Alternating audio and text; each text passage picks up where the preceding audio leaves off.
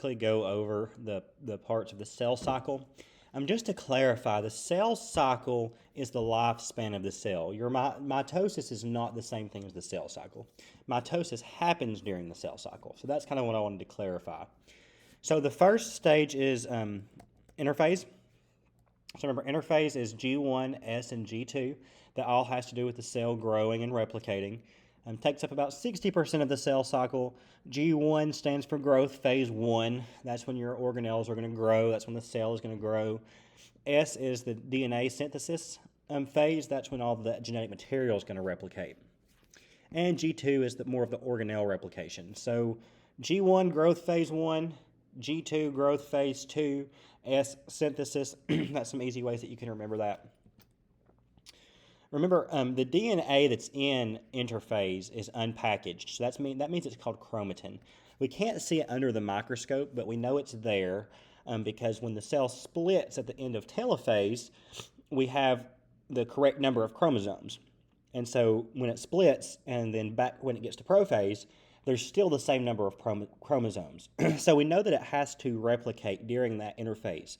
So we can't just say that it disappears because then it shouldn't come back. So that's how we know that it's unwound. And in the next couple of units, we're going to talk about kind of what that looks like. So chromatin, remember 10, there's a lot of vocab in this unit, is that unpackaged DNA. And it looks almost like spaghetti noodles.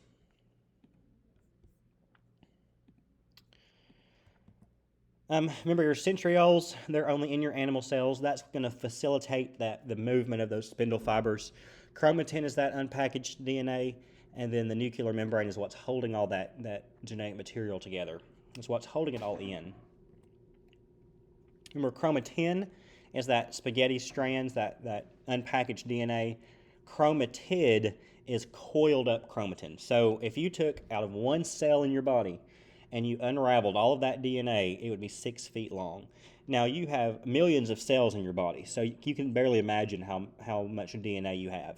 So if it was in this chromatin structure, it's so small we can't see it. But that chromatid structure, when it's tightly packed, we're able to see that under the microscope. And then 2 chromatids joined together is called sister chromatids. We call those chromosomes. And they're joined right here at the centromere. Their centromeres are what joins them. Mitosis is the second part of the cell cycle. So after interphase, it goes straight into mitosis. So mitosis produces 2 identical daughter cells. So the chromosome number from the parent cell is going to stay the same into the daughter cell. So humans have 46 chromosomes in each parent cell. The daughters of those cells are going to also have 46 chromosomes. So you start out with one cell. It has 46 chromosomes. It splits in 2, and both of the new cells also have 46 chromosomes. We also call this asexual reproduction or nuclear cell division, and only one parent is needed. It's not going to need another parent in order to do mitosis. So phase 1 of mitosis is called prophase. That's when the centrioles begin to separate. Back up here, we can see that they're together. There's 2 centrioles right here. So in prophase, they begin to separate. The centrioles are connected by the spindle fibers. These spindle fibers are made up of proteins. These spindle fibers are what is kind of going to facilitate the movement of these chromosomes.